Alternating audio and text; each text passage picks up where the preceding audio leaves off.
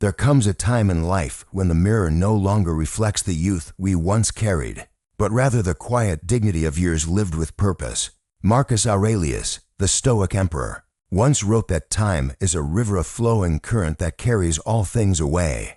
To grow old, then, is not a tragedy, but a privilege to witness the passing of that river, to see its bends and depths, and to finally understand that no wave ever truly returns the same. In aging, we are invited not to mourn what fades, but to appreciate the clarity that only still waters can reveal. Growing old is simply another form of waking up. Marcus taught that we should not be disturbed by change, for all things in nature are in motion. The leaves fall, the tides turn, the stars fade, and yet nothing is truly lost. The same is true for us. Our bodies change, our pace slows, but our inner nature, the part that reasons, reflects, and observes, remains untouched.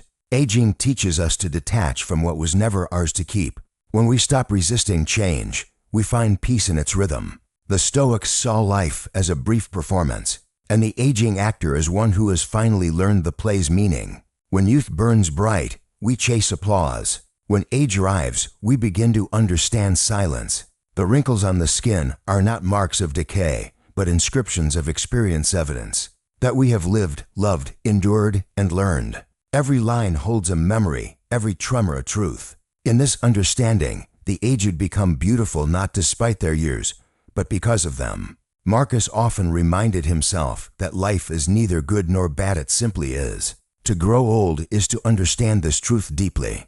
There is no need to curse the body for what it cannot do, nor to cling to the echoes of strength now gone. The Stoic learns to say, this too belongs to nature. Just as dawn gives way to dusk, so must vitality yield to stillness. The wise find comfort in this surrender. When we are young, we live as if time is infinite. But as the years pass, we begin to see how fragile each day truly is. Marcus wrote, "Do not act as if you were going to live 10,000 years. The beauty of aging lies in this awakening to realize that every breath matters. Every word carries weight. With fewer days ahead than behind, life becomes not smaller, but more sacred. Gratitude becomes our final form of wisdom. In the quiet hours of age, we begin to separate the necessary from the trivial. Things that once felt urgent lose their grip. The Stoics teach us to focus on what is within our control, our thoughts, our actions, our responses, and let the rest fall away. Growing old offers the rare gift of perspective.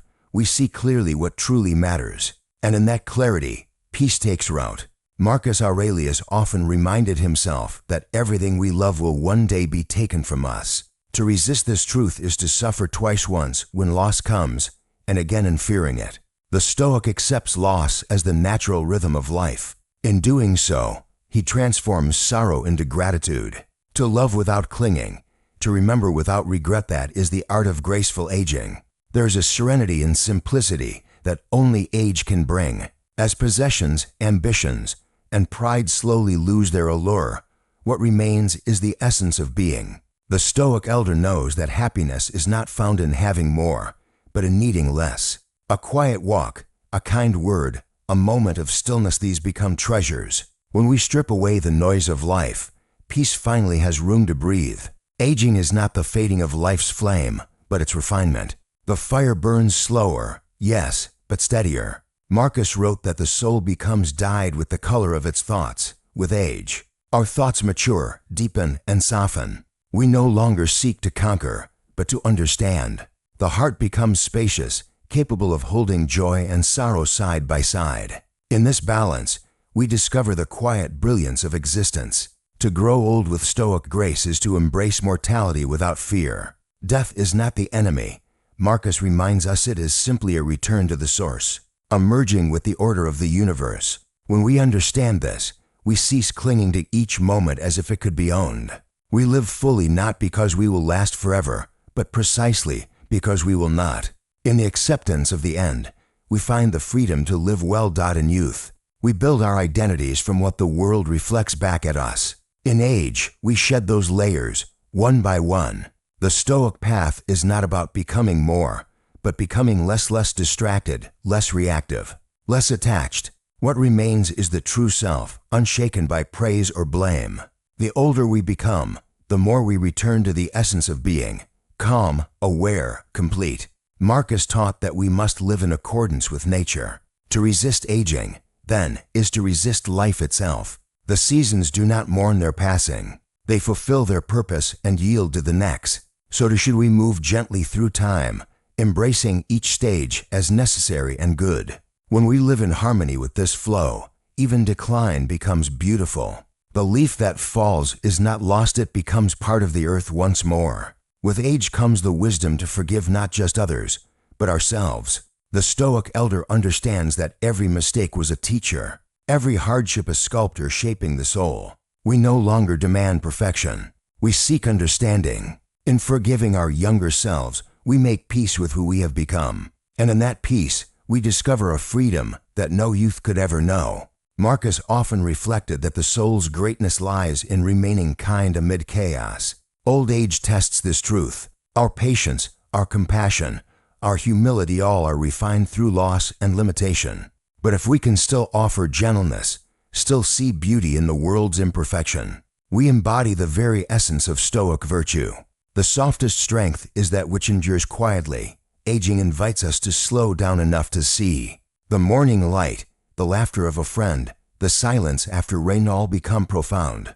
Marcus believed that wonder was not in the world, but in our perception of it. With age, the mind grows quieter, and the world, somehow, becomes more vivid. What once was ordinary now feels sacred. To see deeply is to live deeply.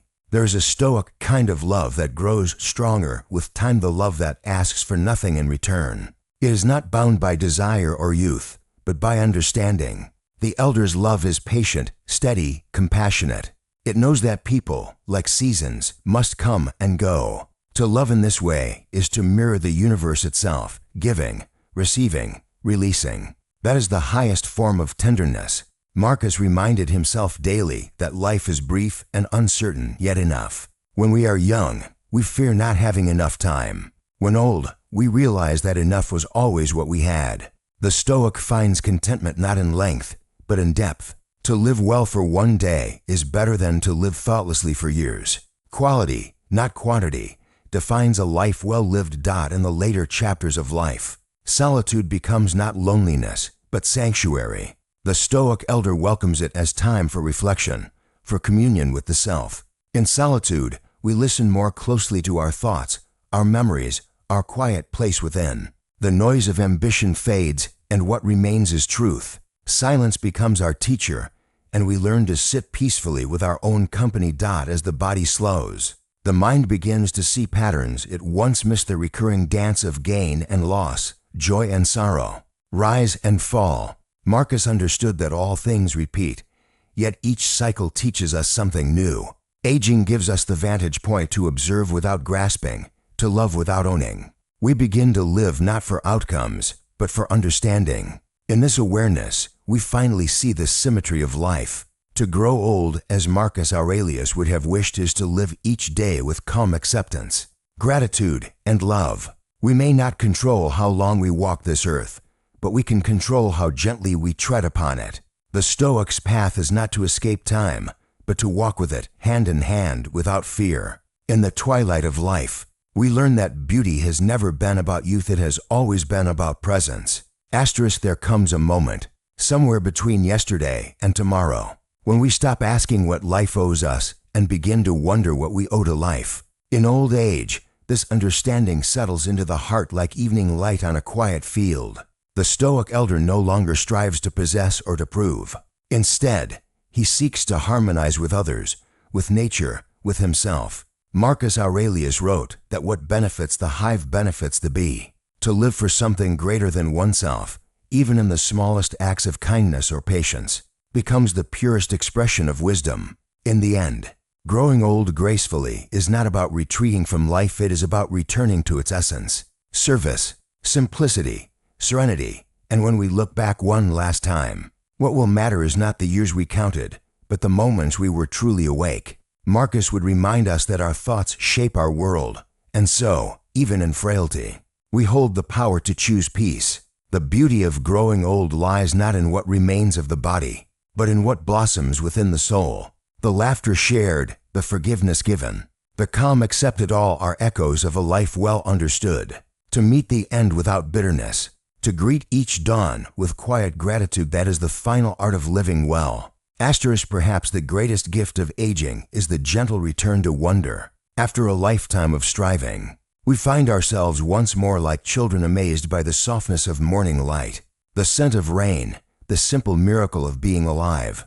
Marcus Aurelius urged us to look closely at the world and see its order, its quiet perfection, hidden beneath the chaos. In our later years, that vision comes naturally. We finally see what was always there. Every breath feels like grace, every heartbeat a reminder that existence itself